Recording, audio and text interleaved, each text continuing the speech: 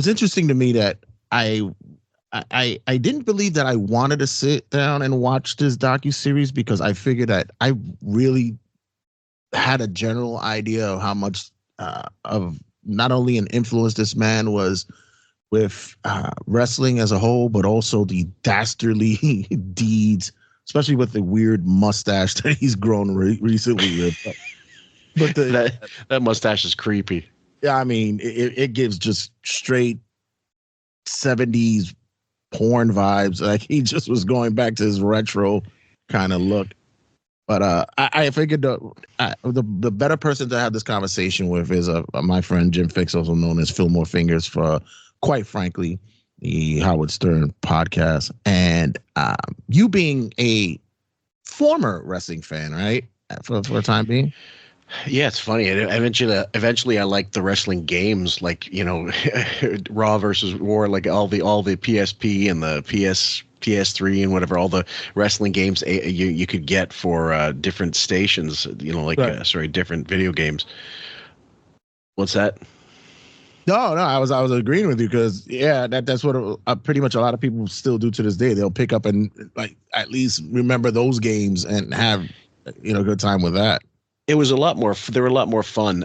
The thing is, and by the way, guys, this is also a simulcast for QF. I just thought if Jay was willing to do it, we could both cover it and then just use it across both platforms as bonus content on our end. Oh, definitely, please. I need all the viewership and listeners as possible. No worries. And I was actually a little concerned about this documentary because I believe there was one called Vice that the Vice did, based on Vince, but they were using clips from previous Dark Side of the Rings. It wasn't a brand new investigative thing like this was. And when I heard the news that they were putting this out, because I only heard about it 2 weeks, maybe less than 2 weeks before it was announced that it was coming out, and I thought, okay, this could be a fluff piece. But then when I found out that he gave away all the rights to the archives for them to sift through and have all the kind of permission to sit down and interview whoever they wanted, I thought this could be good if they are given enough time and enough episodes to do it properly. In the end, what kind of score out of 10 would you give the whole thing? You see, for me, I'm a bit jaded with it because of, like I said, I know for the most part the history of it. The presentation of it, I thought was well done. Netflix did one hell of a job with that.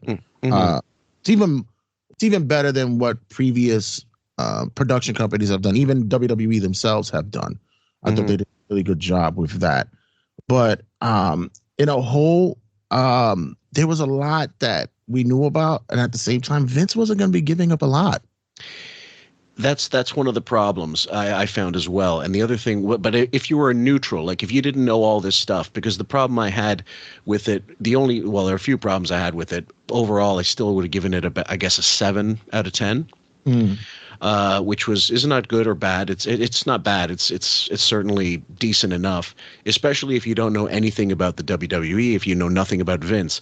The problem is they don't go deeper enough into his youth, into his experience with his mother and his father and his stepfather, and they gloss over so much that he's like Charlie Chaplin. I don't know that he was ever going to give them the full insight into his upbringing, because we both deal, like now we're talking about someone that on our podcast, QF, we deal with Stern, who's a massive narcissist and a little bit of a sociopath. I think Vince is no less overt narcissist and a massive egomaniac, just like Howard. Yeah, and that was the thing with me. I had on New York WrestleMania, we have a show entitled The Third Announcers Table, and there two young gentlemen who they have a younger view of wrestling. You know, it's a generation or two behind. Yeah. And the way that they looked at the doc was more of a introspect of how great of a businessman Vince was, or, you know, he still is to this day. And how, you know, being the kind of person that he is, and when they look back at it as, yeah, there's some light on possibility of what was his childhood was, but in the business it's called no selling, which is you never show if something's bothering you or something irritates you. It's just like if somebody pulls a rib or pulls a joke on you in the locker room and you no-sell it, it defeats the joke. And that's what Vince did constantly. And that's what he was as a businessman. Well, like, I don't know about you, but when I started getting into wrestling as a kid and I was able to get into find the literature, like magazines or whatever, to find out more about the 70s, the 60s, the 50s. And I really got into it the way I got into most things that I was interested in all the way, and made it a point to be almost like Jim Cornette, be like a historian about what went on before. And it was, I mean, the fact is, this guy grew up with, let's get this right. And this is mostly based on the Playboy interview as well as a little bit of the documentary. He was sexually abused by his mother, sexually molested essentially, or violated. Then his real father, Vince Sr., doesn't come into his life until he's 12 years old. That's not explained in the documentary. Right. What are the circumstances? And then his stepfather that he grew up with, he beat him, that we know he was abusive, but we don't know much more about him either.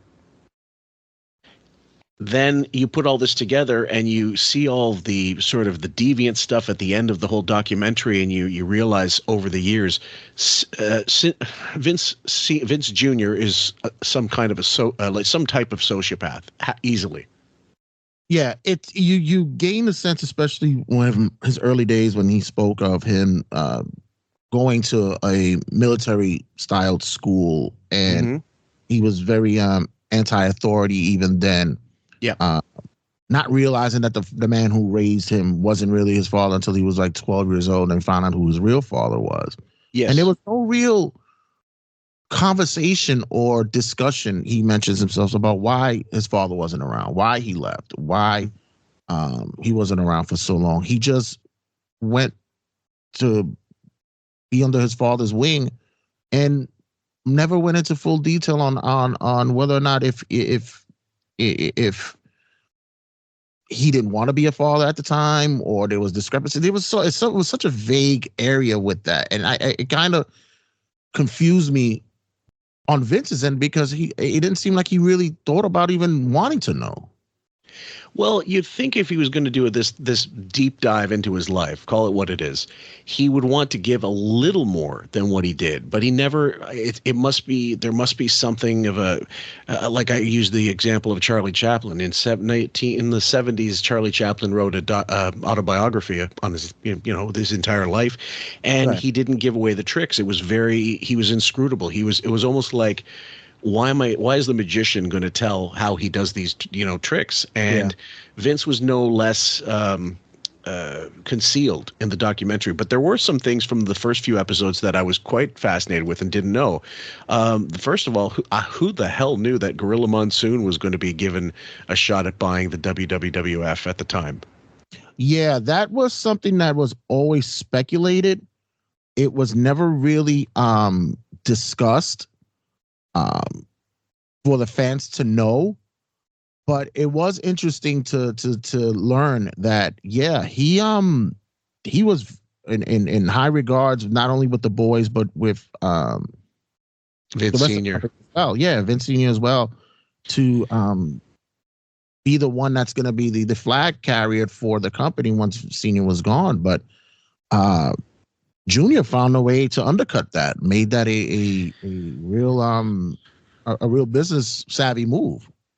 Yeah, and I think other people have speculated what would have happened if Gorilla had been given the reins and bought the company out.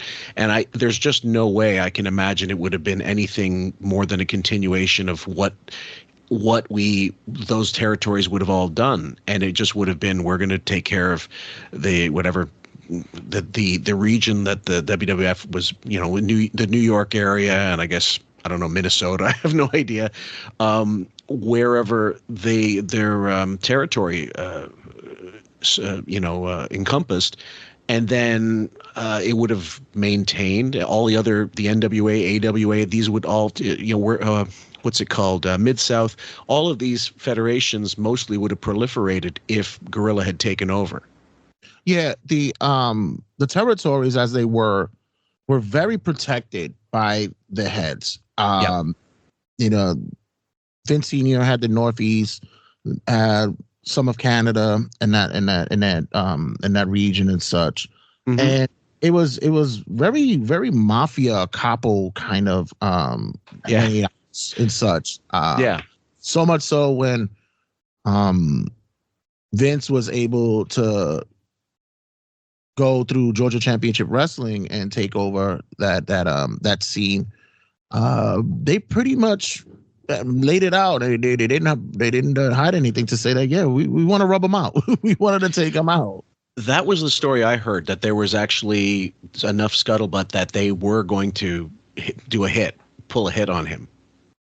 Yeah, they were. I believe Jim Ross had said that he was in the bathroom in which the heads of the territories met up, and he was to be a little gross, was taking a shit. And did he put his feet up so no one could see? He put up his feet, and he said that he heard that someone mentioned, said we got to take this kid out. And they were just being cryptic, but they weren't. They didn't specify. Yeah. So, well, that did happen in the old days, and so other things. One of the things I remembered specifically from the first few episodes was Vince. That I didn't know this either. That Vince originally wanted Dusty Rhodes before he chose Hogan to headline the new regime change. Which to me, like when you think about, first of all, you think they could not be two more disparate, physiques, approaches to the business, talents. Now, Dusty Rhodes was fantastic on the mic, but he looked like, cookie dough. And as a flight, but the thing was, he was proven. He was good on the mic. He wasn't bad in the ring, actually, considering what he looked like. And he had a following. He was already established. And Hogan was, what if Hogan can't do it? And I could see why Vince would think that. But in the end, I mean, he did make the right choice. Yeah, Vince Sr. had more of a high regard with Dusty coming in.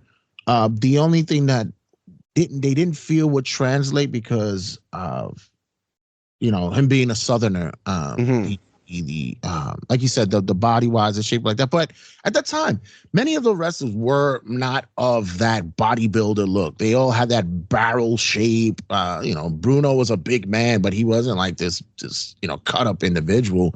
No. It was to Vince Jr. was the one who had this infatuation with bodybuilding and body shaping and such, that he started looking at these wrestlers this way.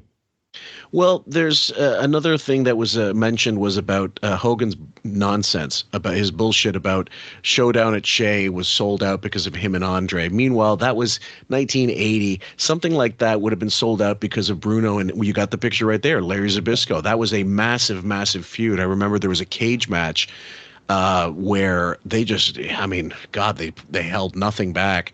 Yeah. And there was also, I think, Inoki was on that bill as well. And that might have been one of the few times Inoki came over to North America and wrestled. And he was a huge name. People in the business would have known who he was. Yeah. And it's always one of those forgotten moments in time where, yes, Andre was slammed during that match as well. And they were also mid-card. They weren't headliners. Yeah, this would have been the headline.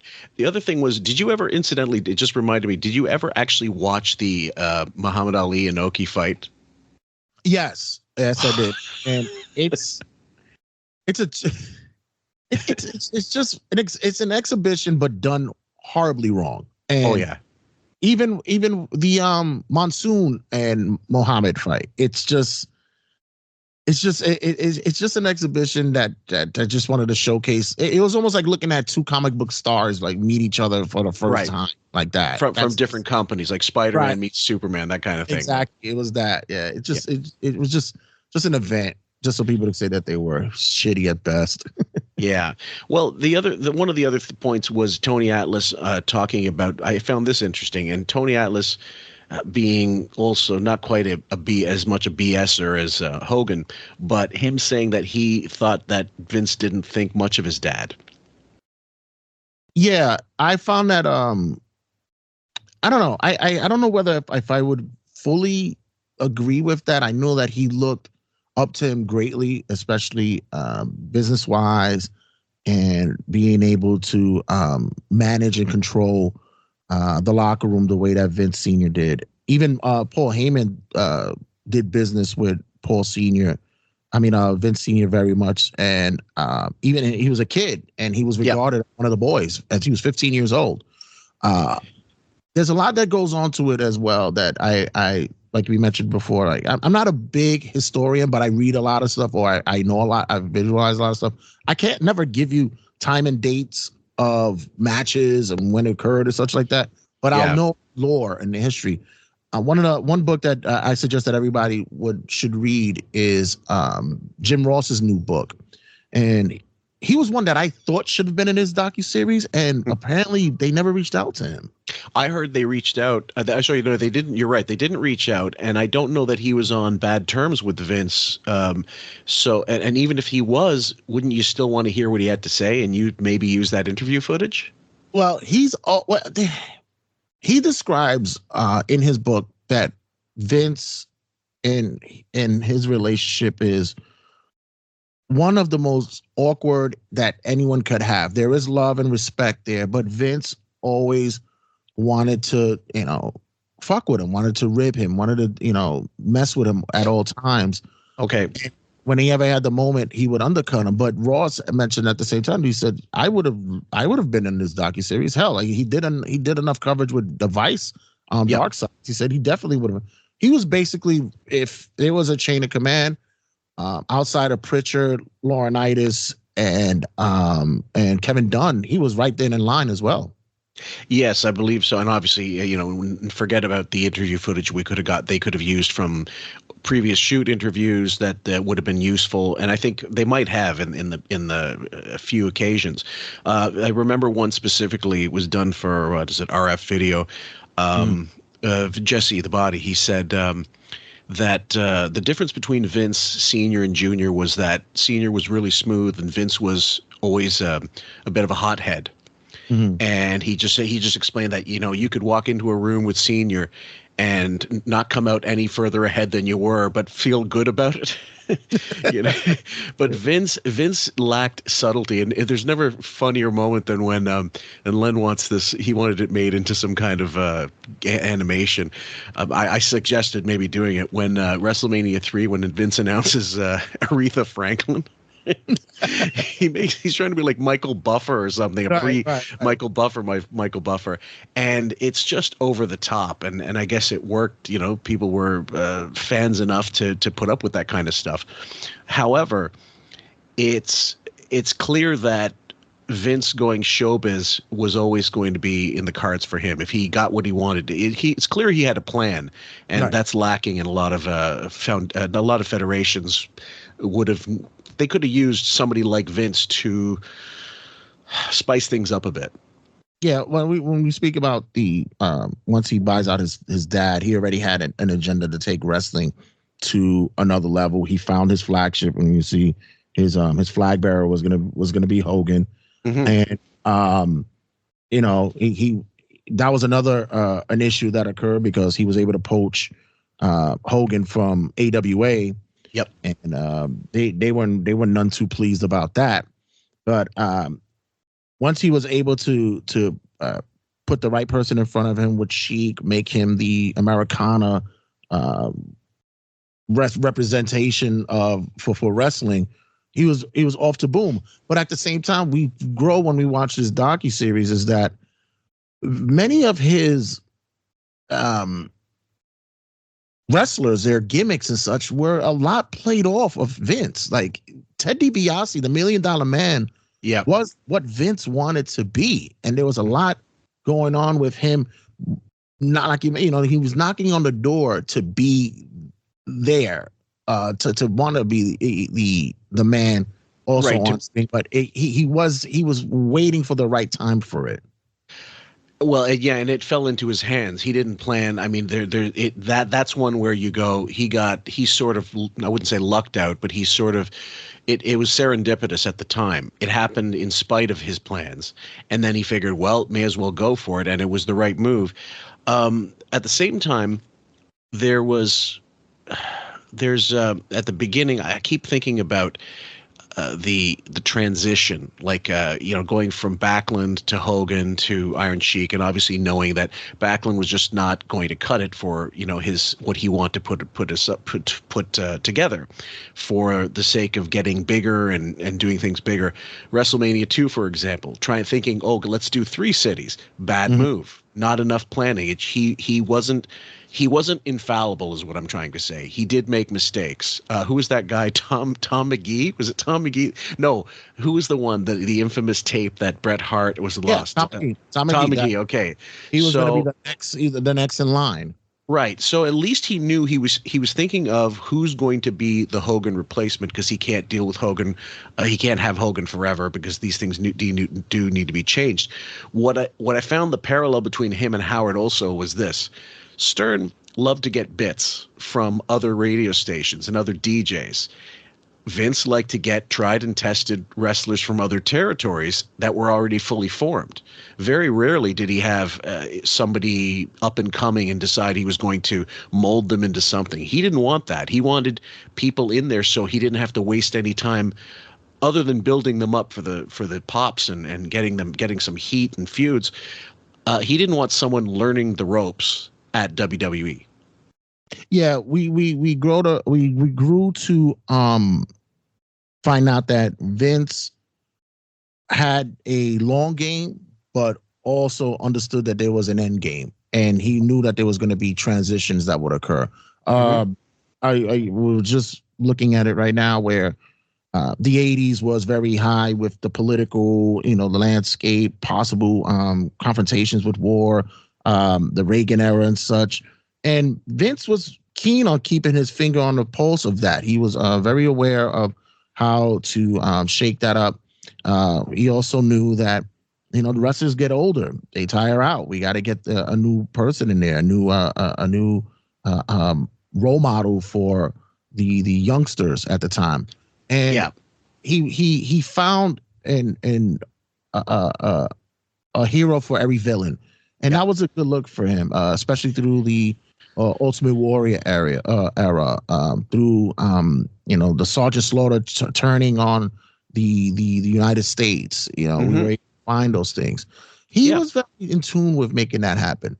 But at the same time, after WrestleMania 3, which was the biggest thing that occurred for him, he still was struggling financially to get it really over. This is why he made partnerships with like Trump and stuff like that. Yeah, well, I mean, it was interesting, the fact that he kept on to Hogan longer than he should have, at least the first time around, because he didn't really have a replacement at hand. He thought the Warrior would do it, but then the Warrior was even more limited than Hogan, and ultimately was a self-destructive nightmare. Right. And by self-destructive, I mean he was a guy really in it for himself. I read an interview with him in 2005. I can't remember the publication, but I got the transcript for it, and he came off very loose with the Warrior. He was just saying main reason Vince was pissed was that I went to court to get all my rights back, but to the name, my makeup, all the other things, and likeness rights and everything. And he hated that. He hated when Jesse won a lawsuit. Anybody that beat him, he was, and it was, again, there's a Howard parallel. He just couldn't stand those people afterwards. But eventually, if he knew it was good for business, he would have them back.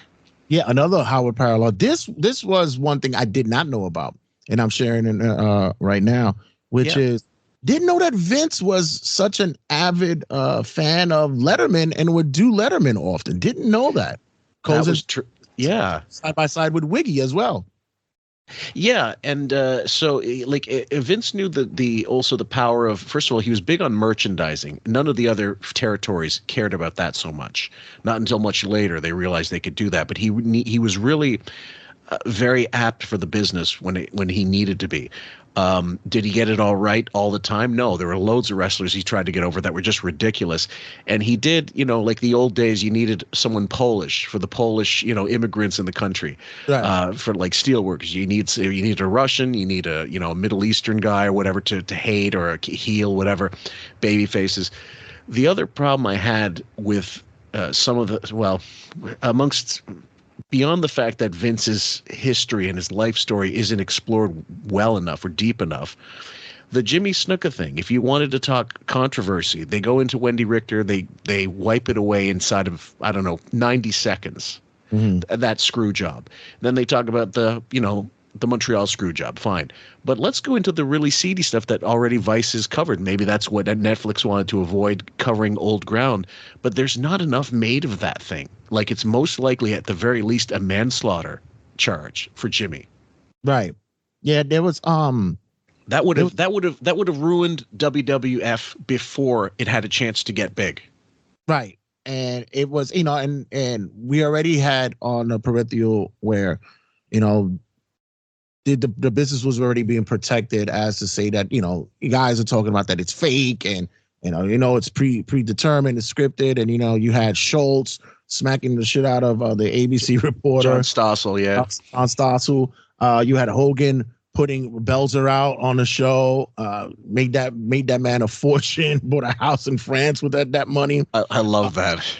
But yeah, the real seedy stuff was hiding, the bodies, and that was, a literal sense, especially with the Snuka situation. Yes. Not many people knew at the time.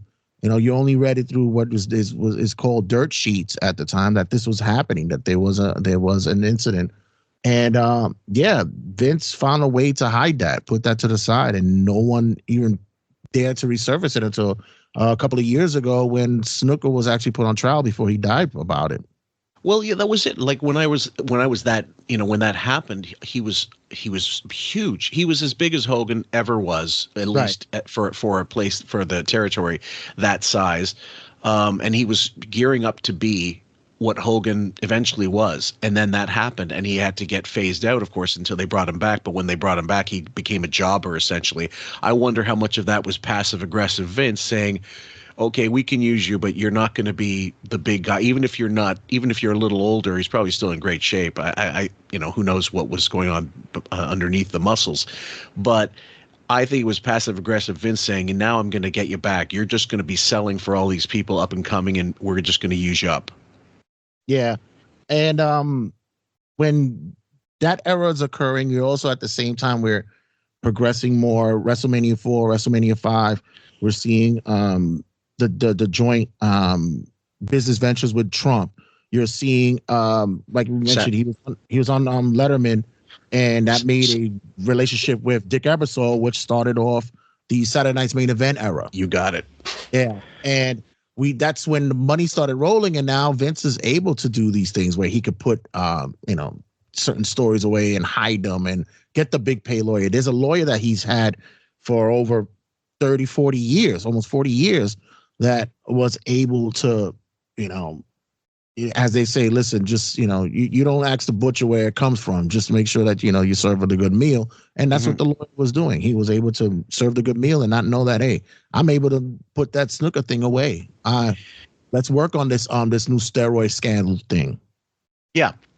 And then you going into the second episode, which deals with, yes, there's Dr. Zahorian and all the steroid trials and what have you. And then the problem the conflict of, okay, we're going to make Sergeant Slaughter anti-America, but right at that time we're invading Iraq. Not necessarily a great. I agree. The timing was wrong, and then it never manifested itself more obviously than when they had to change venues for that WrestleMania. Yeah, it was sketchy for that part.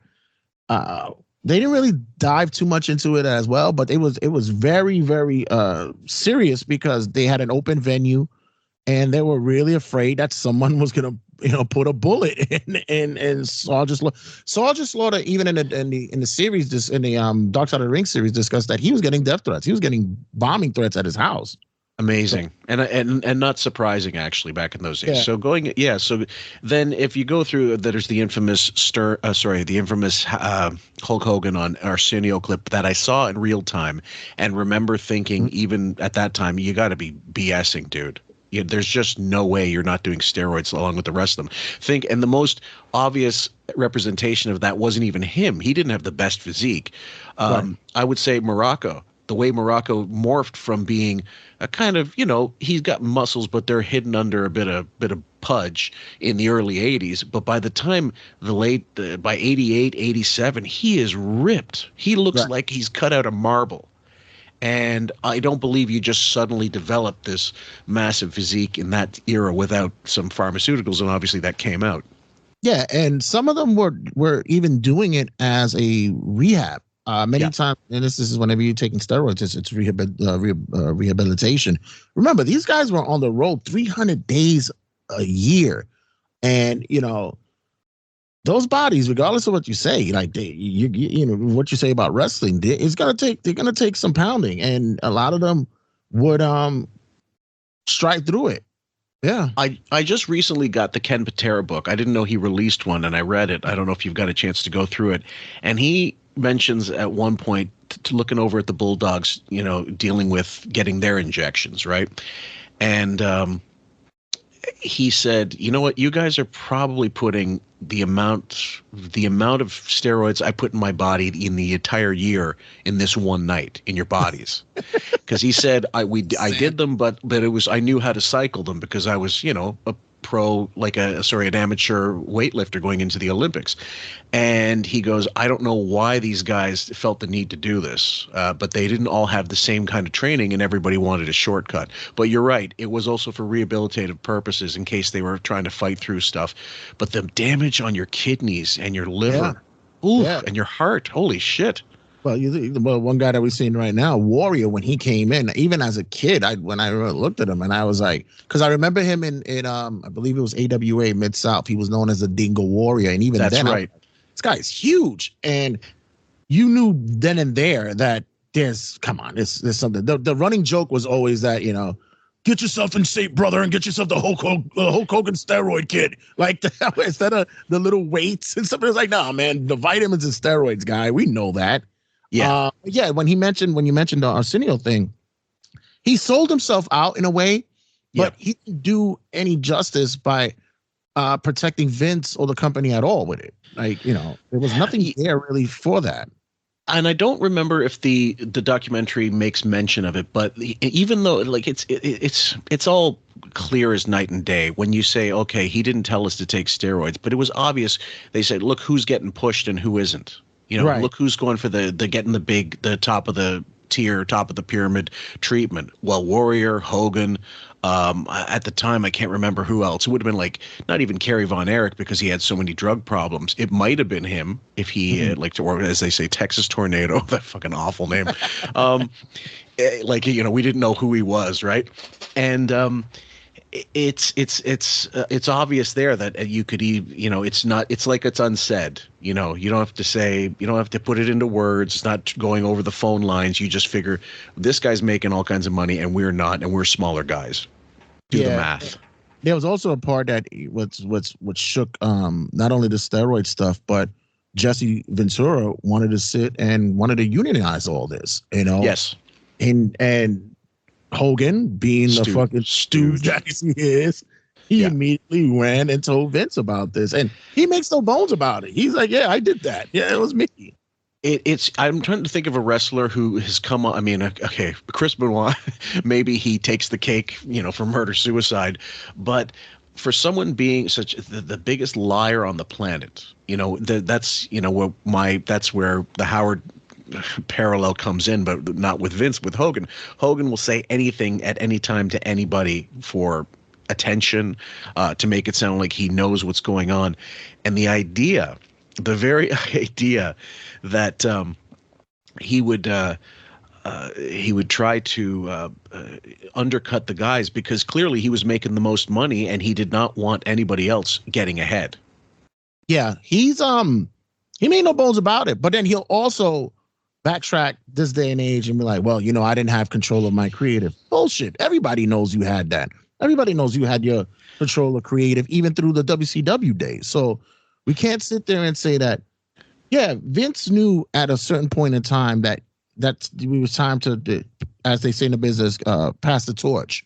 Right. But Hogan wasn't ready to do that. Look at the finish we had at WrestleMania 6 with Warrior. He kicked out right after the 3. Like he wasn't ready to let it go. Well, I was going to ask, do you think the way it goes, we're playing with time a little, I suppose. Do you think the WWF gets as big as it does without Hogan, and vice versa? Do you think that like it's a perfect match, or do you think Hogan, no matter what, would have been a huge star in somewhere else and then eventually been there anyway? No, it was lightning strike and lightning strike and getting the electricity at the same moment during fucking Back to the Future, and we got Marty able to fucking go into the DeLorean at the exact moment at 88 miles per hour to get him going, because no Hogan, no Vince thoughts, no connection with the Cyndi Lauper MTV rock and wrestling look, that never happened. There was no way it would have happened. Yeah, well, the connection to Rocky III and Hogan being sort of, made super mainstream because of that. Vince knew the value of having him on board just because of that kind of thing. Right. But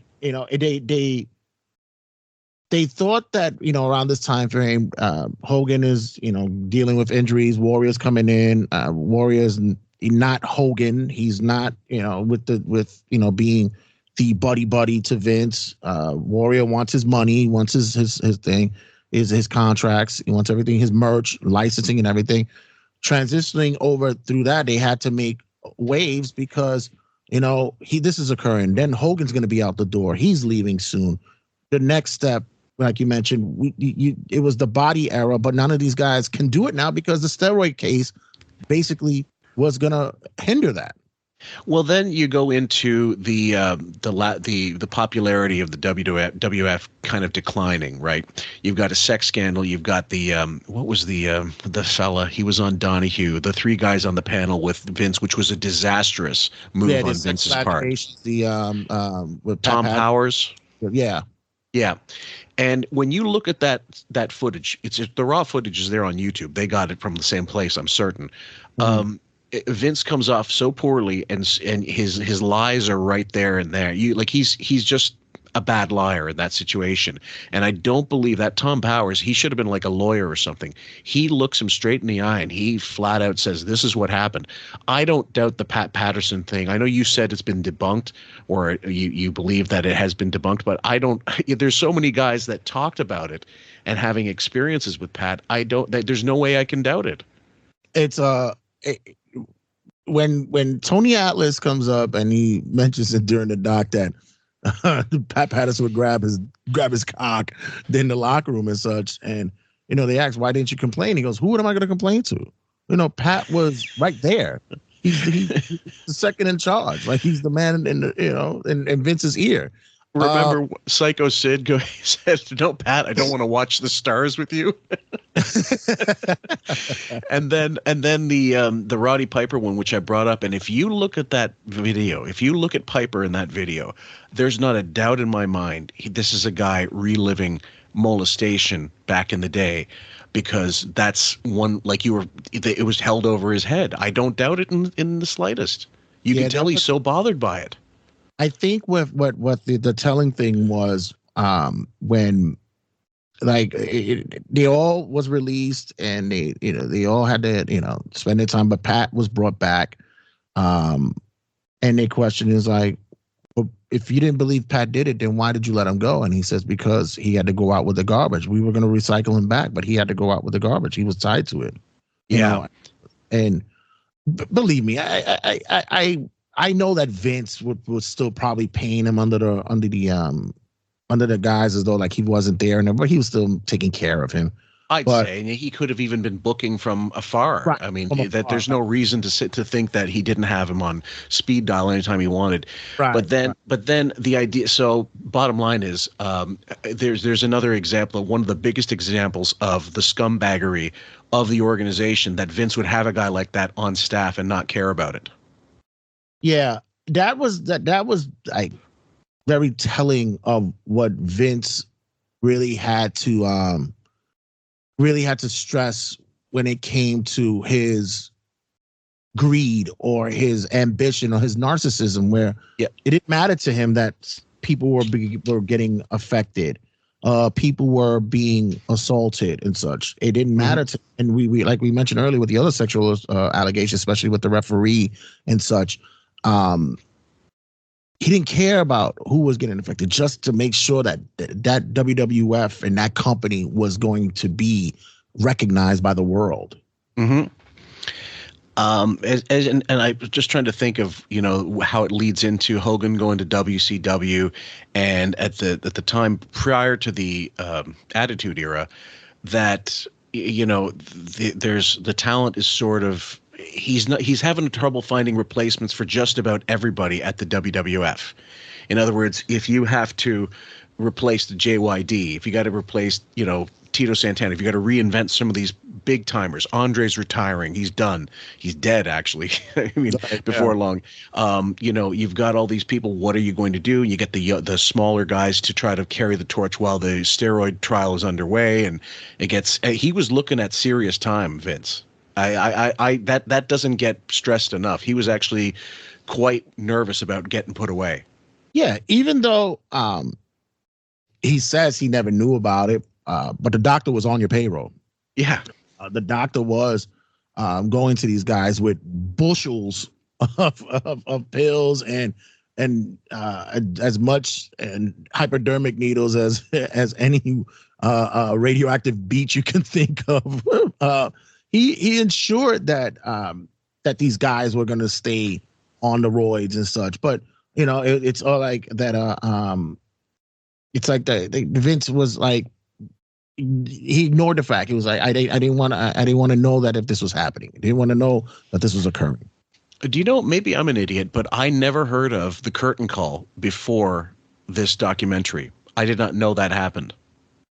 Oh, yeah. That was a huge talking point. Yeah, it was a huge day for wrestling, a night for wrestling, because that basically was telling the fans, hey, this is all bullshit. Mm-hmm. This all nonsense. Even though it was done during a dark event, a dark show is a non-televised show. This is done in the Garden. Nash and Hall were leaving the WCW. Shawn Michaels and Triple H show their appreciation for the guys and hug them, even though they were supposed to be rivals during this time.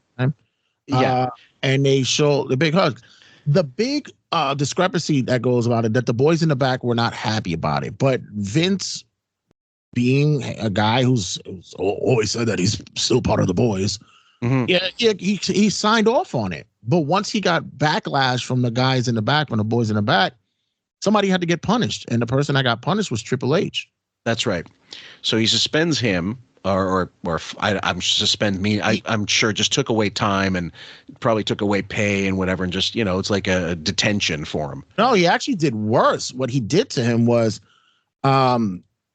he took away his push. For people who don't know, his push meaning that he was going to excel on the ladder, become one of the faces of the company, and he took away that moment for him, because of what occurred. And he was supposed to win their King of the Ring and become their flag bearer of the company. He was going to go headstrong against, the Bret Harts and such. But who ended up winning was the man who took over the 90s, which was Stone Cold Steve Austin. Yes. And that was a stroke of genius. But again, with the Stone Cold, again, it's funny. That's an example of something getting viral, something becoming big, with having nothing to do with Vince, in my opinion. It was sort of he rolled along with it because he saw what it was going to do. And if you needed a new form of merchandising to get rid of all those, because you can't sell any more Hulkamania, foam fingers, and you can't sell any more T-shirts, you need someone else. And that Austin 316, I saw that on people that had no interest in wrestling, people wearing that. Yeah, Bret and Shawn tried to hold it together with the New Generation era. Yeah. But that era was also the most cheesiest of them all. We had the doinkies and the the dumpsters. We had the goons. It was just gimmick after gimmick that was just silly. And the only two guys that was really out there holding it together was Shawn and Bret. I mean, let's not to take anything away from Razor Ramon, Scott Hall, Diesel, Kevin Nash, but those guys had left and they needed a change. And it's again lightning in a bottle. Stone Cold, after that declaration with being honored at the King of the Ring. And if you're a wrestling fan, and if not, if you ever get the chance to look back on it, it's important on what he says during that promo to Jake the Snake Roberts. Jake saying he's a born again. He put the demons aside, and Stone Cold Steve Austin is telling this guy who's been a legend with WWF for years, get out of my ring. Yeah. Your trials and tribulations doesn't mean crap to me. And when he hits the Stone Cold 316 line, it just explodes. And the next night on Raw becomes like rabid Austin fans. Yeah, and it's something, not everything is planned. Like people call him a genius, but he can't plan everything, and he certainly didn't plan that.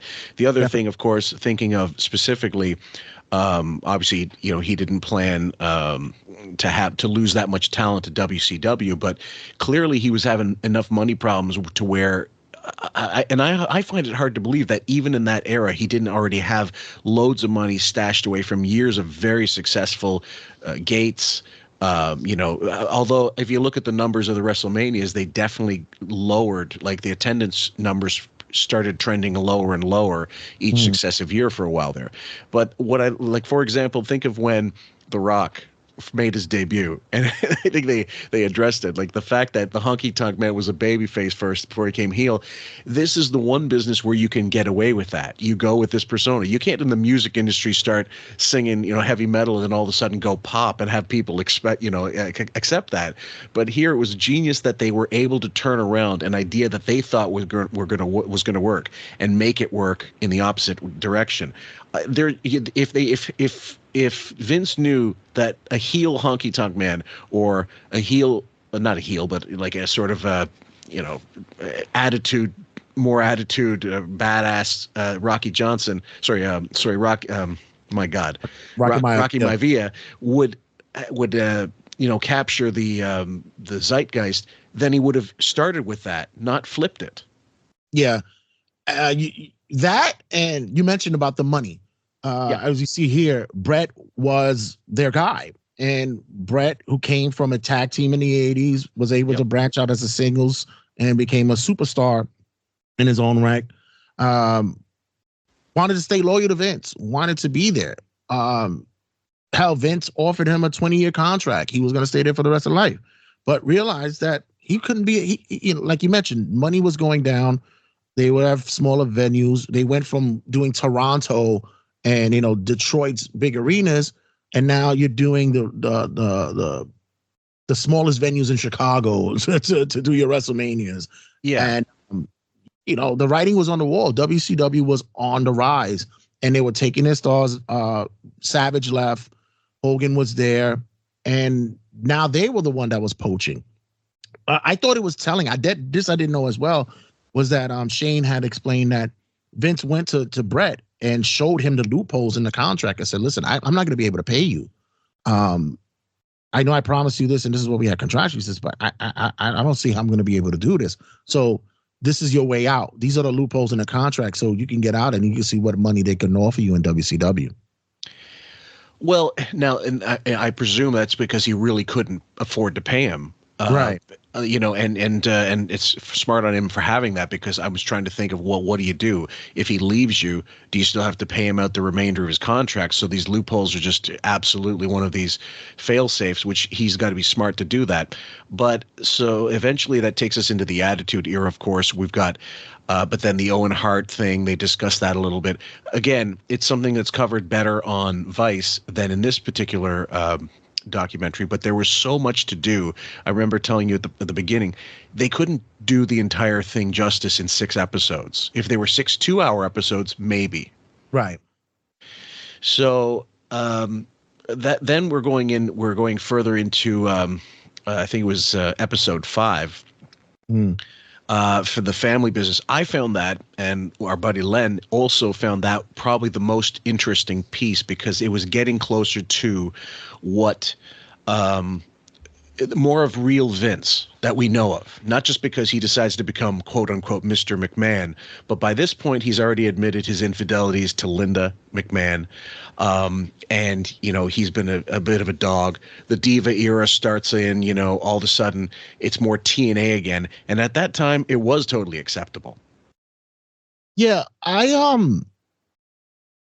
it always, you know, especially after once the Mr. McMahon character became such a huge thing during the Attitude Era, I always thought that it would just go away. It'll just be one of those moments in time in which we enjoyed the rivalry. He and Stone Cold, the corporation grew. Then we had the shitty reveal of him being the higher power and all this stuff. And then after a while, I just thought it would go away. But, you know, going into that next era of, you know, Stone Cold leaving, Rock is going to Hollywood. There was a moment where you would think that, hey, Vince could go away and, you know, Shane and Stephanie could now become more involved in it, and which they did. You know, they tried, especially when we saw the purchase of WCW. Shane, who was the name that was on the contract, as they said. Yeah. But there was always something that people had already known about Vince, that it was just, there's still that underlying creep factor going on. There was always something going on. And he found the right time to push that creep factor to higher levels. Big time. And he had a circle of individuals who around him who shared his thoughts. You mentioned with the Divas, John Laurinaitis was the guy who was basically the pipeline for all that stuff. Yes. A lot of the females that he brought in, it was also very compelling, the story about Sable. Sable was a weird story. I wanted to get your thoughts about, you know, her leaving the company and then coming back after, you know, the lawsuit and such. Because why? Like, you're wondering why? How she sues Vince McMahon, and then all of a sudden is allowed back when you know that's not really that doesn't really work. You don't invite your ex-wife to your house anymore after you've divorced. But I suppose people have market value. They have marquee value. They have some value, you know, selling things. And if he was lacking in some aspect, like a Divas thing, then I could see him saying, look, it's just business. I still hate her guts. She sued me, whatever, but she puts asses in seats, and I need more bims. I need more tits. I need more ass. And she qualifies. Is this are you suggesting maybe there was more like behind the scenes, like blowjobs involved or something to get it back?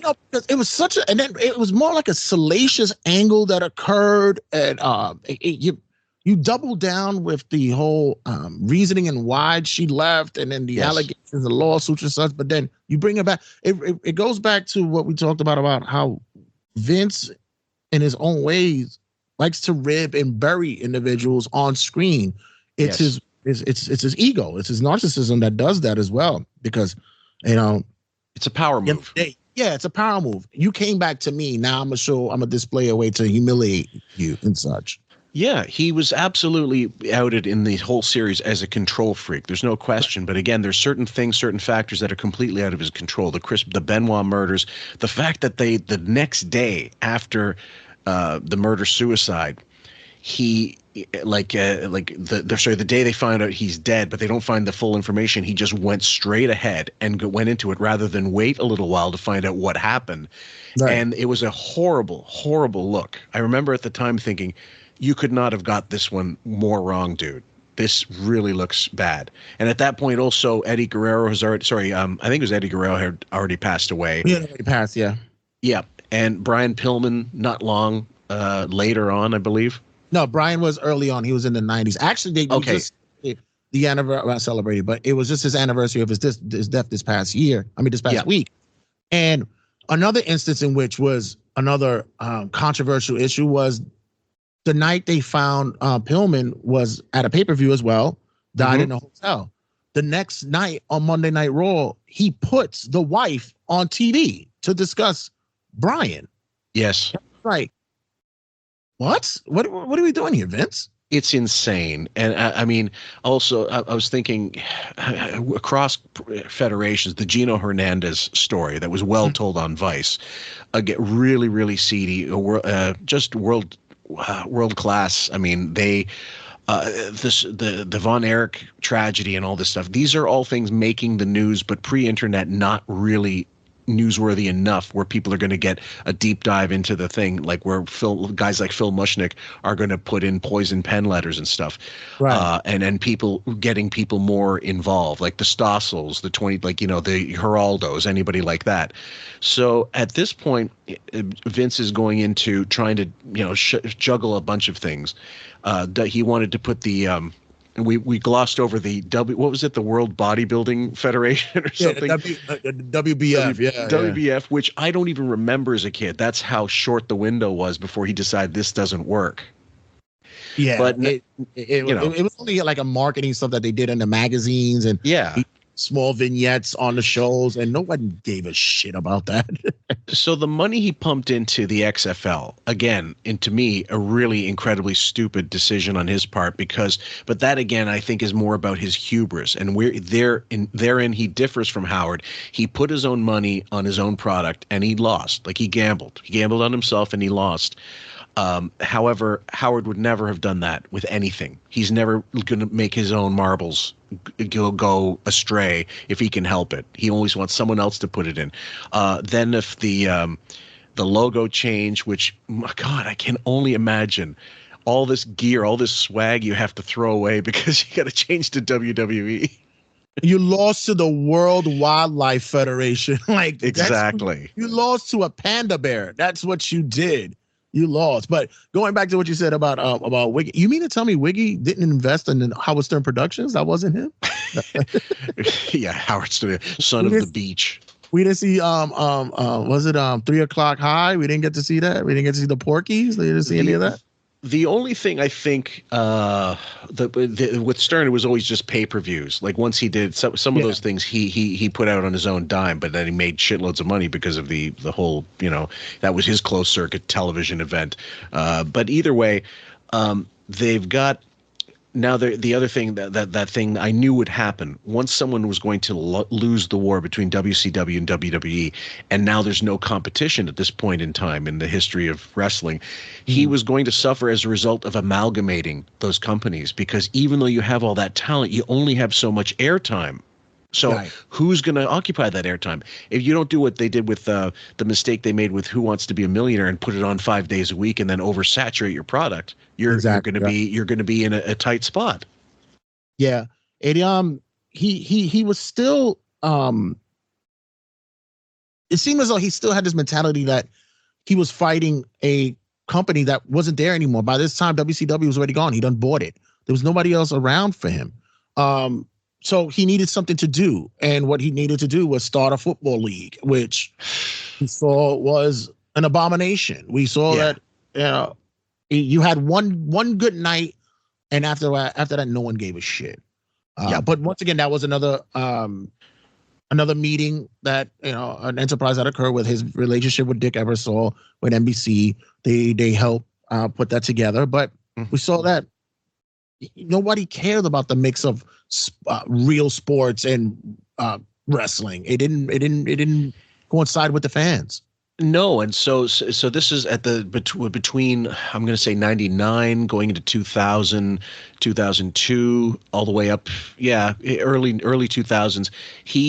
There's a synergy with Stern. That's why Stern starts having all these wrestlers in Goldust, Bret Hart, Roddy Piper, whoever else, and the Piper interview is actually one of the best ones he did. And he's putting Bret Hart on Mad TV, you know.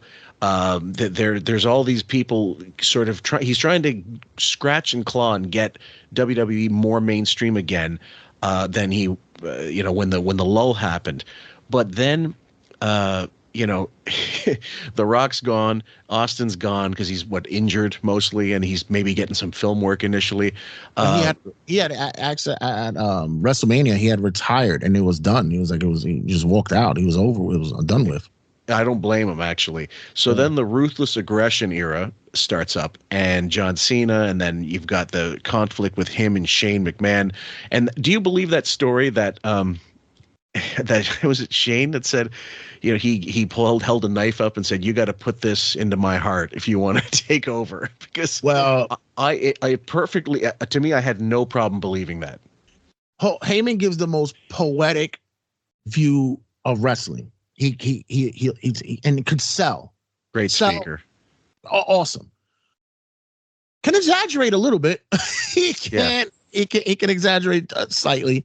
But I do believe that there was a timetable in which, there was a back and forth with Shane and Vince, and possibly something like that could have occurred. Was it that dramatic? I don't know, maybe, but sounds great. It sounds very Shakespearean. It sounds like something that you could hear from the old scriptures and such. Well, the thing is at what point do you believe Vince should have bowed out of production completely?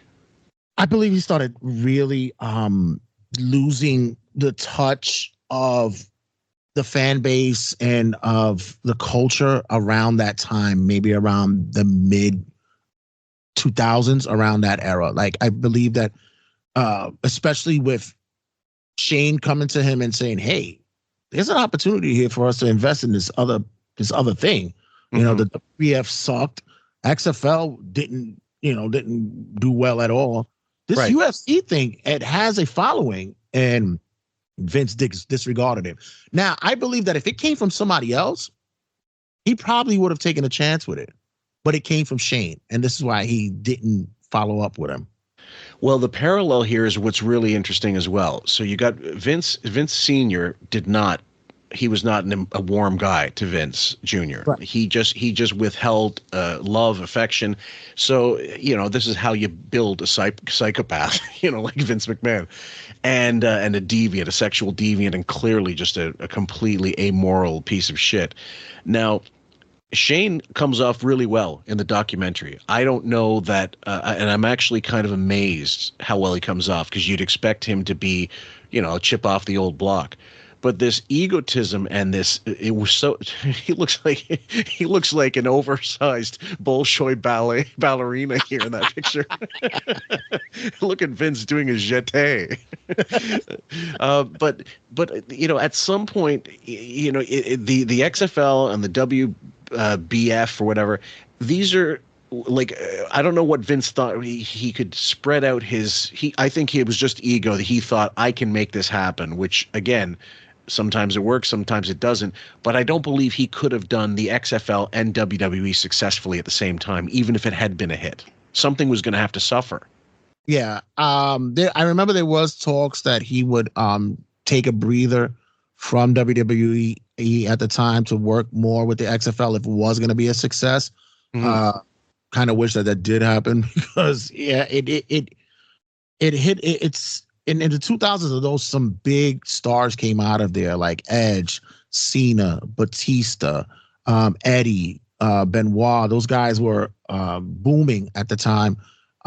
It still was, you know, Vince didn't have his finger on the pulse of what was happening with the climate those day and age. He was still running the business as his own private joke to himself. It was his own inside comedy store. You know, he had gigs where wrestlers constantly farted, and he found that hilarious. That was his thing. Yeah, he just was running a production, a promotion that was just for his liking. Interesting you say that, because again, there's another parallel between him and Stern. Around the same time, Howard's losing listeners. He's going to eventually go into Sirius, and sadly then lose in almost 99%, 95% of his listenership, maybe more actually, relatively. And then you've got this whole situation where, first of all, I was amazed. I was glad they put that Christopher Nowinski, the neuroscientist guy who went and explained the CTE problems with, you know, Chris went, they examined his brain. It was fascinating. I think the Fifth Estate did it on YouTube. They did a whole documentary about it. There's no question, it's scientifically proven this is happening. But football was trying to fight it, and the idea that Stone Cold Steve Austin says in front of the camera, I don't know about this. I'm not really sure. I don't know that, I don't want to be called a naysayer, but I just don't believe it. I'm like, dude, I'd understand you didn't go to Harvard, but this is empirical evidence. It's just there. It's proven. Science isn't wrong in this situation. Yeah, I was shocked that Stone Cold actually tried to say that that he didn't believe that there was such thing as CTE, especially the fact that with the injuries that he had taken. Hell, Owen spiked him on his head, almost paralyzed him. He didn't, he even mentioned that he didn't feel the same after a while. Yeah. Also, I found it very odd that Vince couldn't believe that Undertaker, during his match with Brock Lesnar at WrestleMania, didn't suffer a concussion. He just really believed that Undertaker just couldn't take the fact that he was losing the streak. That's very, very interesting. It's telling. Of what he believed. Well, a man who's, we spoke about Hogan. Not wanting to job people once he got to the top. Yeah. But at the same time, you got Undertaker, who became the most loyal performer for WWE's history. Mm-hmm. Was another one that was looked as a son to Vince, as opposed to his own child. Yeah, really. But just couldn't believe that Taker had a concussion. No, he left WrestleMania with him to go to the hospital, but yet couldn't believe that he had a concussion. So why say it on camera to these people that are making a documentary about you when it makes you sound like a sociopath or some type of complete dickhead? And you're going to the hospital. The guy's going to doctors are going to tell you he suffered a concussion, dude. Right. Like, you're flying in the face of medical science here.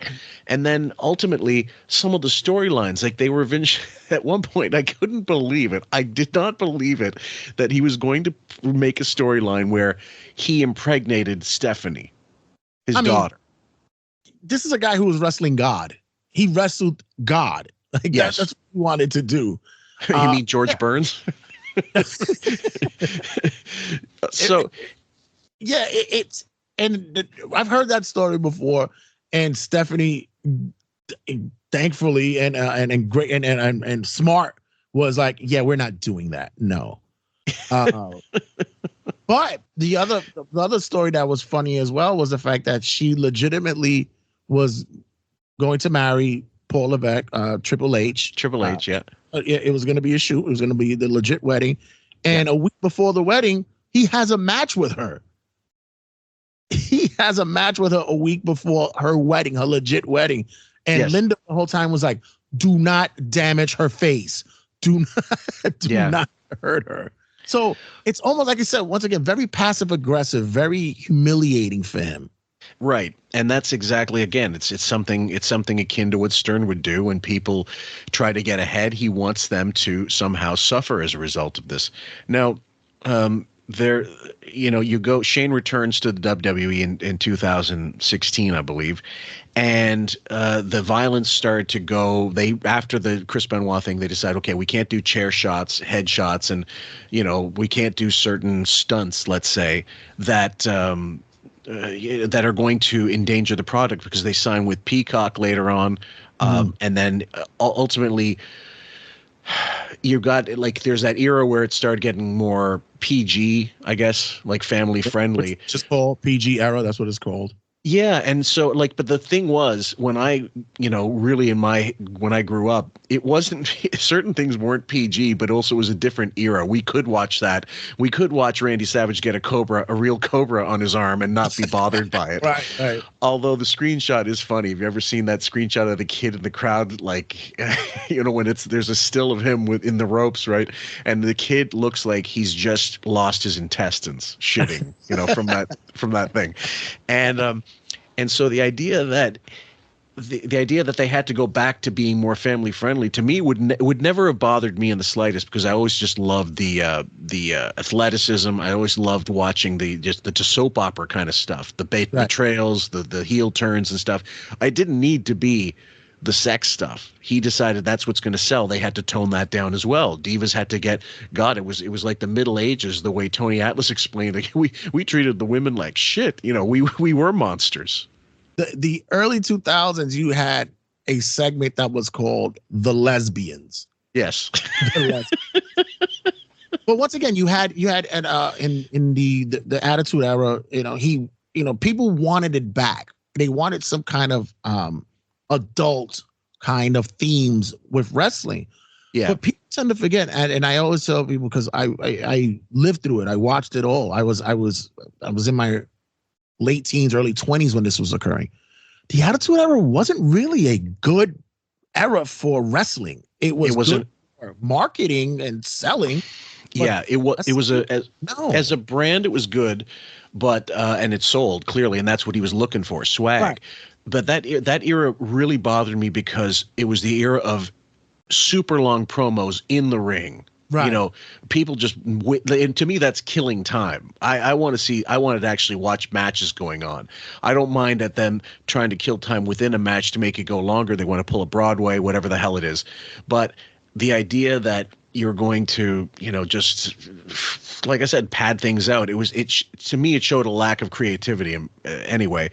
So they go, we're getting close to the end. And again, the last episode is the one where Vince has almost no involvement in, because at this point he stepped down in 2022 initially from the sexual misconduct allegations and the trafficking.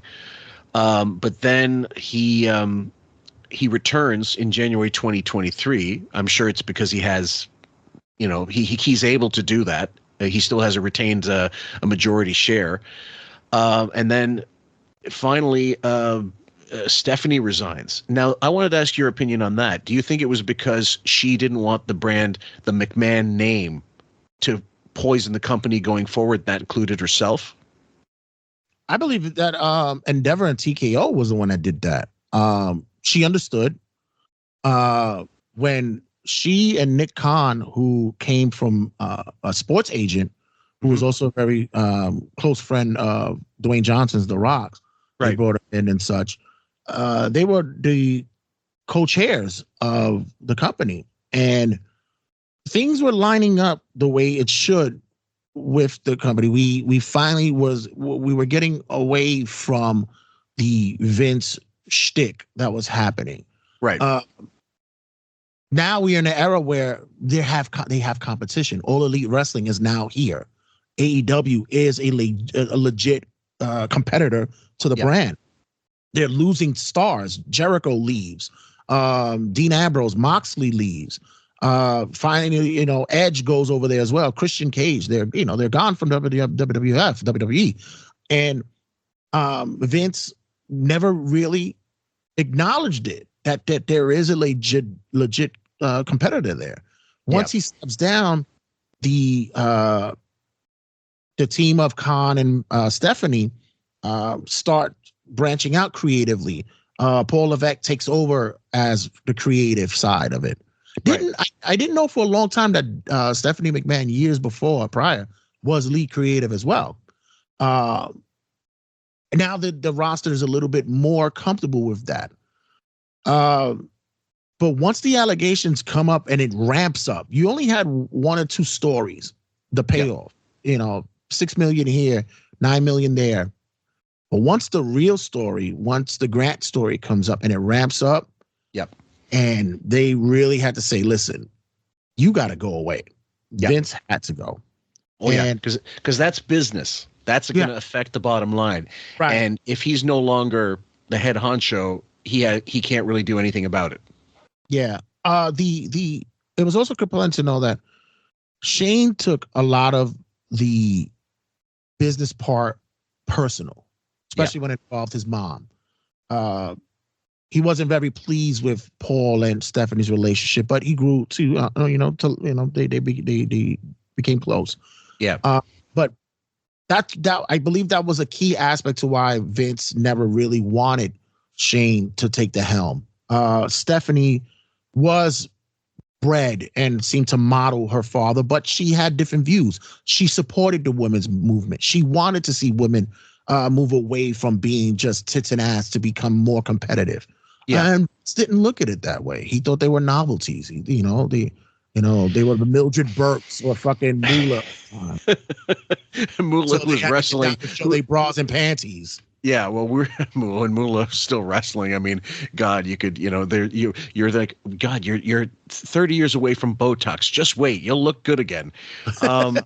She was Mamie Van Doren in the ring. Now, right. I think the thing, you're right, and so he was stuck on, and he just could not get past the fact that he was yesterday's news, and these mergers that happen, they remove your importance in a way when you have to sort of be the second banana to whatever CEO, like in terms of, TKO and UFC and this whole, you're selling to Endeavor, you're making a channel with, was it Netflix? They were going to have Paul's going to be on Netflix starting in January. Yeah. Right. So, and then you're right. And Stephanie had the right idea of being able to getting women wrestlers to also, let's be honest, pad out your roster a little bit and add a little more something that people might enjoy. And in this day and age, absolutely, there are people that would, especially the female fans that would enjoy watching wrestling, believe it or not. I think there is a market for that.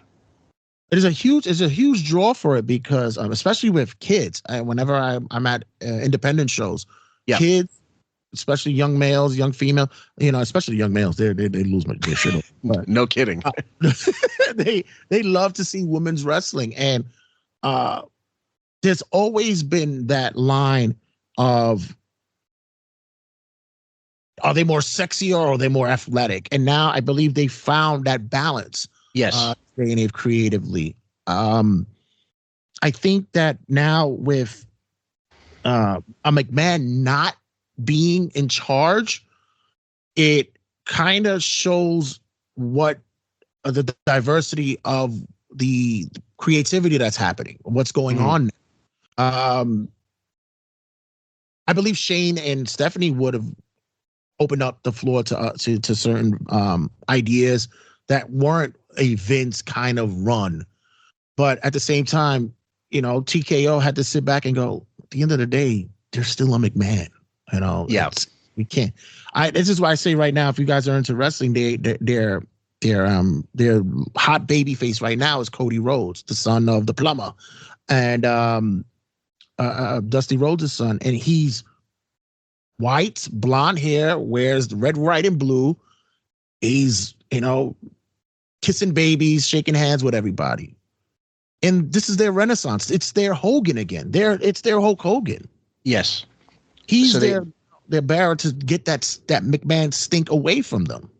Yeah, and there was speculation at the end of the documentary that would you be surprised if McMahon came back? He's not coming back. They're not bringing him back because there's you saw they showed one of the text messages from Vince to Janelle Grant, the woman who she was involved in the civil suit, I believe. I think that's correct, right? Right. And then there's also a federal investigation with everything else that's going on with the trafficking and such. If you read the text message, and yes, it's a personal text message, it's so gross and so like when you think of an older man, you should be more dignified. This is if you could throw the text message in a mud wrestling ring, that's not as dirty as this. That's the point. Like, it may as well be a scat or like some kind of and there eventually involves scat, according to the to the news reports I got, and it was so vile and misogynistic, and I go, you cannot have a guy like this working for you because the brand will just crumble into powder, and he can ruin future partnerships, advertising. It's brutal, and so. He sold his what is it, 400 million, something like that, to stock, TKO stock, and they canceled his final interview, which would have been, I think, if he was really brave at all. I'm sure his lawyers told him just don't do it. Like, this is where you can pull the plug. But I think if he wanted to, and if he had, if he had his druthers, he would have done it. But the lawyers just didn't want him maybe implicating himself again in a future civil trial. Please, he basically did during the moment when they are asking him, what are you thinking about right now? And he's talking about he has 3 thought processes that's going on in his head. Right. And what's the third one doing? He's like, it's doing something fun, and it has to do with sex. And it's like, Vince, come on, dude. Like, what are you doing? Gross. It's gross. So again, like him, like Howard, there's another parallel. These old guys talking about sex. It's just creepy. Right. He did make an attempt to return the night after WrestleMania. Yes. Locker room was already comfortable with what's going on. There was a breath of fresh air. There's a lot more communication with creative. Let's work around certain things that's being out there. And it's an ebb and flow that's been working well. Yep. He comes back tonight after Mania, Monday Night Raw. He takes the lead at the gorilla position, named after Gorilla Monsoon, and he's directing. The fans immediately knew that Vince was in the building. They immediately knew, because the whole show went back to that format. Yes. And everybody was, from the commentators to the referees and such, everybody went back. And it's like their butthole got tight again. And it's like, oh God, we're under this again. And finally, TKO, the head Ari, just said, you know what, Vince, we need you to do other things for UFC. Why don't you just go over there for a little bit? And then that's when, ironically, around that time, the Janelle Grant real allegations came out, and that's when he was like, "Listen, you got to go. We just can't. We can't be doing this anymore." Right. It was more graphic than the Weinstein thing, but not nearly as not nearly as bad as what's happening to Diddy right now. Right. And you can't. There's no whitewashing of this. There's no spin capable of taking this back. The one thing that they didn't touch on, and I was very put off by the fact that they didn't talk about, was his relationship with one of the other individuals that's accused on the text messages, which is Brock Lesnar.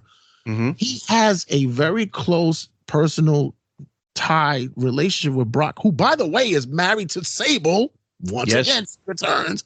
How does this occur? How do you have this relationship? But yet, Brock never seems to do wrong on the Vince's eye. And I would have loved to have gotten more detail on why these two had this relationship so tight, so close, that he was able to share these text messages and the possibilities of having some kind of tryst with this woman. Like, I wanted to know, what was that all about? Well, it certainly would open up. It would not open up, but it would shed more light on some of these angles that we can only speculate on. And as I said earlier when we started this, the McMahon childhood was definitely something they really needed to get more into. But when you get to near the end, you got this picture of Bruce Pritchard, who looks like a fitness guru in that chair. Now, Bruce mentions that like they're all talking. There's an incongruity where he goes, he paid for my wife's cancer treatments and da da da da da. But it's transactional. Like, this is a person that Vince bought and paid their loyalty. So when these people try to like dust him up and say, you know what, he's good, Vince is, what's your opinion on Vince, and he's a great man and all this, and then yet you had these other people questioning what's the these pregnant pauses. What's your opinion of Vince's legacy? They know. They just don't want to say it. And it's almost like when OJ, the OJ murder trial, NFL guys not wanting to comment on a fellow player, big star or whatever. Why not? Why not talk about it? Yeah, I said that when they were running down the, the horrific acts that he's done through the years, especially, even we didn't touch upon it, but how he continued to show after one of their performers fell from the sky and died. Yes. And they asked him whether or not he would continue to show if Shane was the one that it happened to.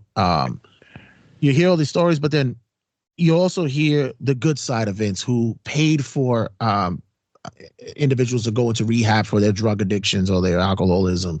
The Wellness Act to make sure that individuals weren't on using steroids or keeping clean and such. Being able to pay for Ric Flair's bankruptcy and divorces and such like that. But like you mentioned, it's all transactional. Yeah.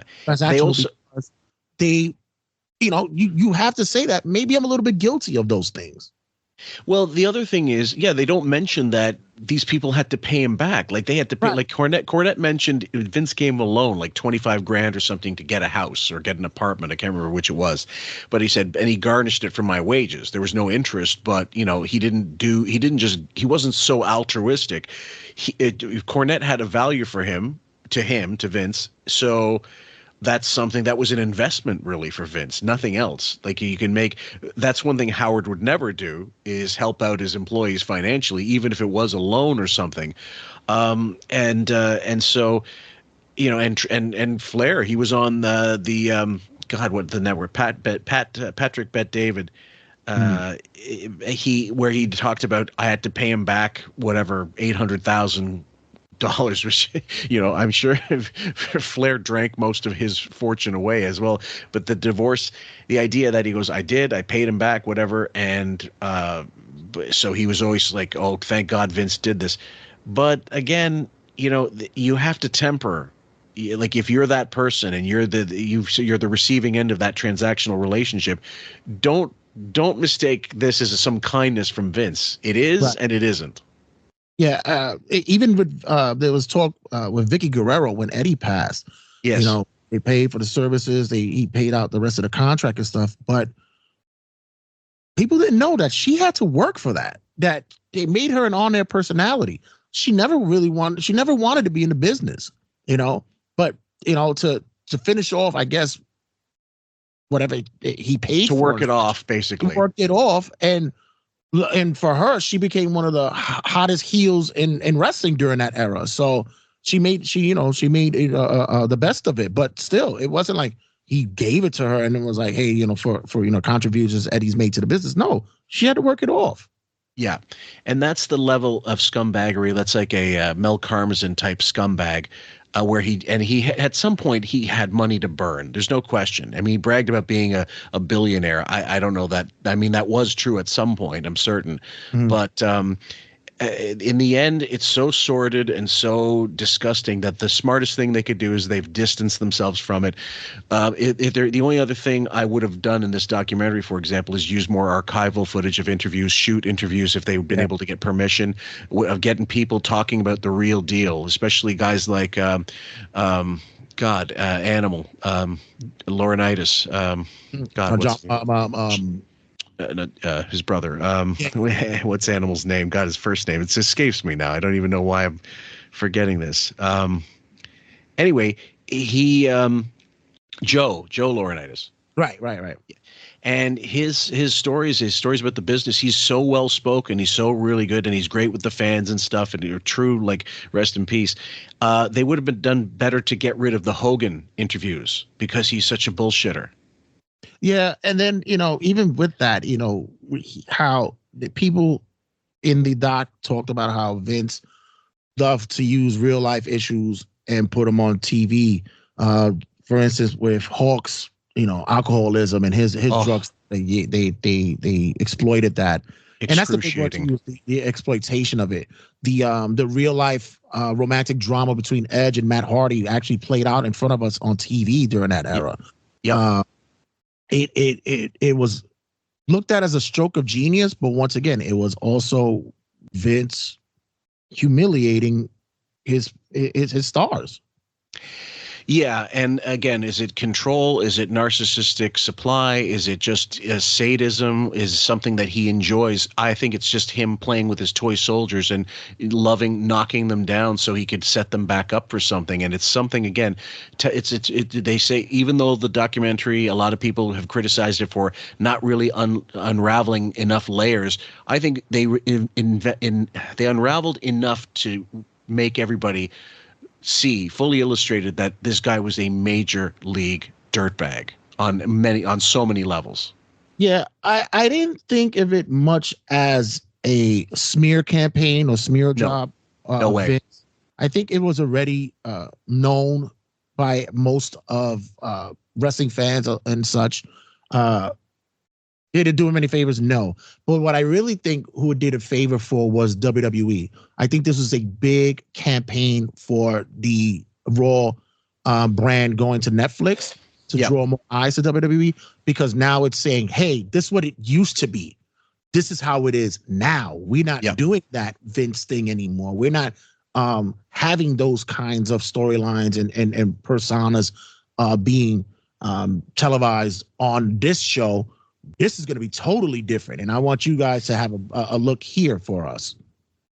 Well, the other thing is, and I almost forgot to mention this, it was reported that Vince attempted to buy the series from Netflix and obviously do a catch and kill.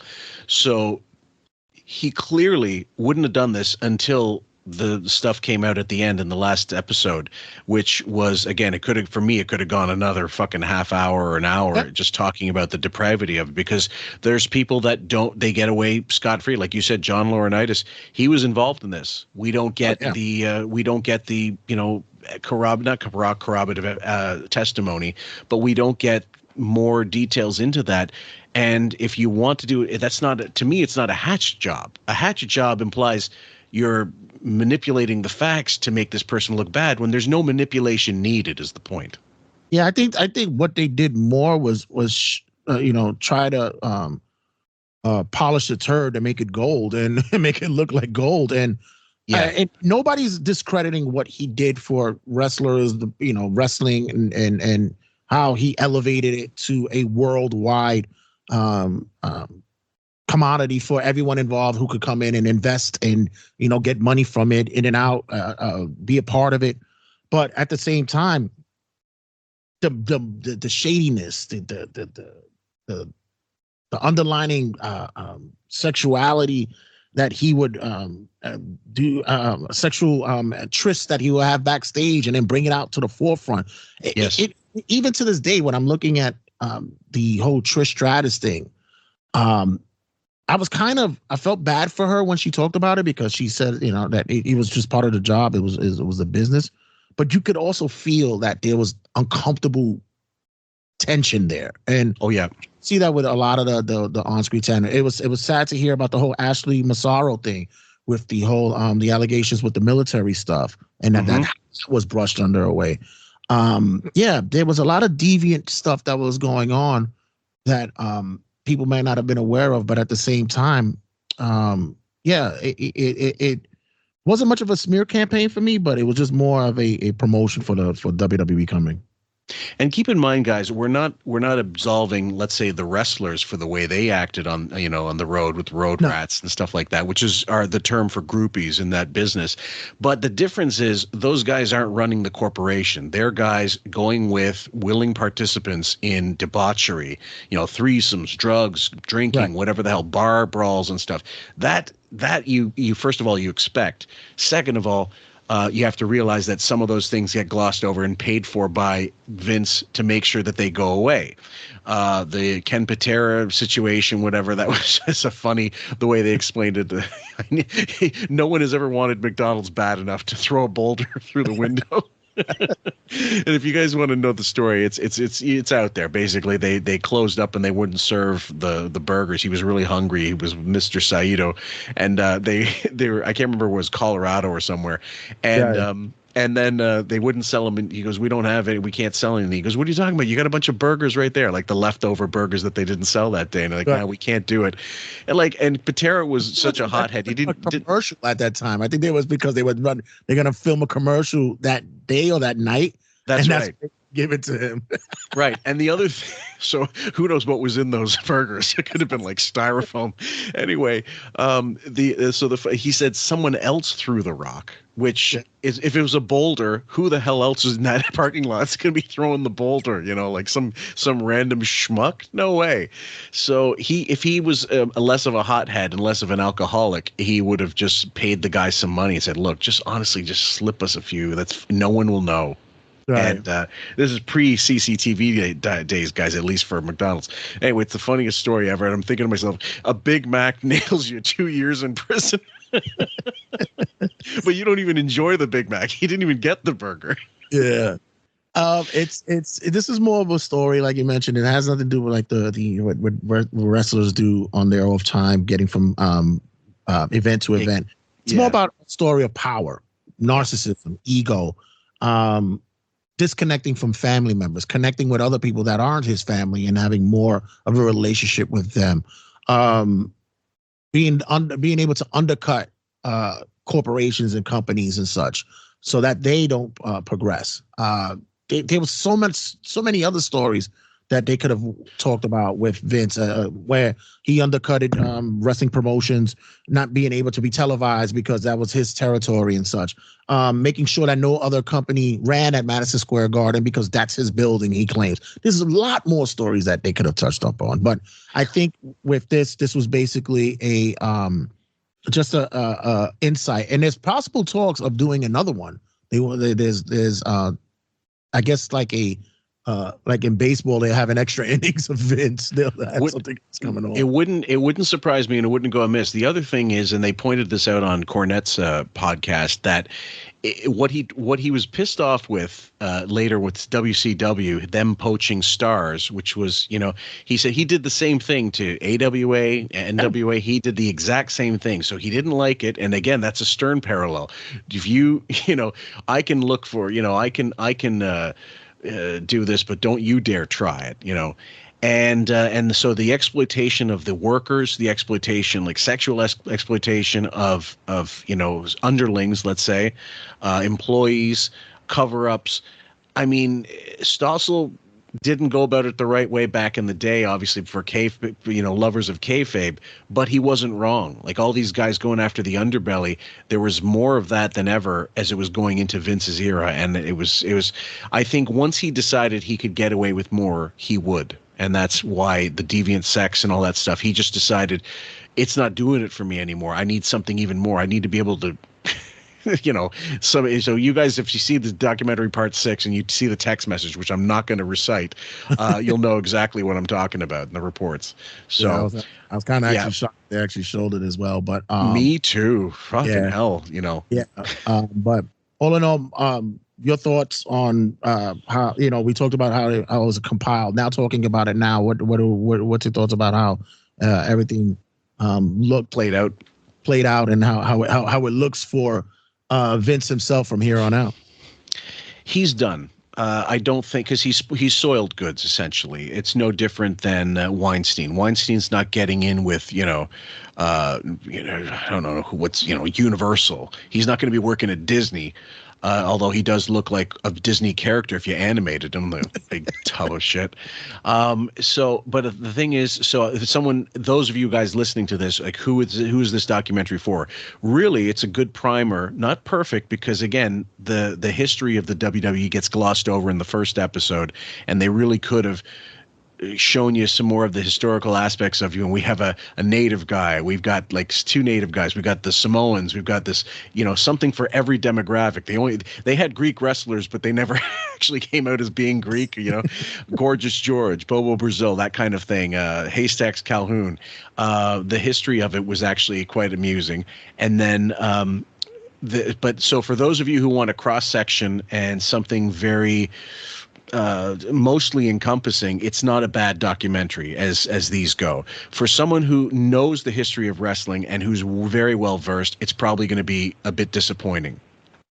Yeah, I feel the same way as well, especially with me wishing that I could not be so in tuned and jaded, especially with how wrestling is, and especially with WWE and such. I wish that I could look at wrestling in this docuseries with fresh eyes and rose-colored glasses, But for me, it was knowing stuff already, and I really would have liked for them to dig a little bit more deeper with him, but he wasn't going to do it. He was not, and he let it know. He let it know at episode 1. He wasn't going to give you much, and for others, this is like I said, a good launching pad for you to, if you want, get back into wrestling or get an idea of what is done to put the machine together. This is actually a good idea to get a good look at it first glance. And I thought Netflix did a splendid job with that. Yeah, definitely worth, definitely entertaining enough to keep you enthralled throughout the most of the thing. But again, it's not perfect, but few things are in this life, and certainly with documentaries, either you're saying they went too far or they just didn't go far enough. It's very rare that they get the full story and it's complete and a perfect package. And so definitely worth watching. I'd say that. All right. Well, thanks again, my brother, for your time. Thank you, sir. This is the cross promotion. This is the AWA NWA like world champ Rick Martel versus Harley Race going at it in interfederation matches. So we hope those of you at QF who've listened to this, we wholeheartedly, of course, recommend you check out Turnbuckle Tabloid if you haven't already. And I know that your episodes tend to be a bit shorter than ours from generally, but very digestible, and the editing is excellent. Thank you. And also make sure you check us out on New York WrestleMania, in which this episode will be on Under the Ring Apron. It's a more interview, behind the scenes look at wrestling and such, and I'm really glad that we were able to do this for the new network that we have going on here. Thank you, my brother, for your time. Cheers, brother. Take care. Cheers as well. Thank you.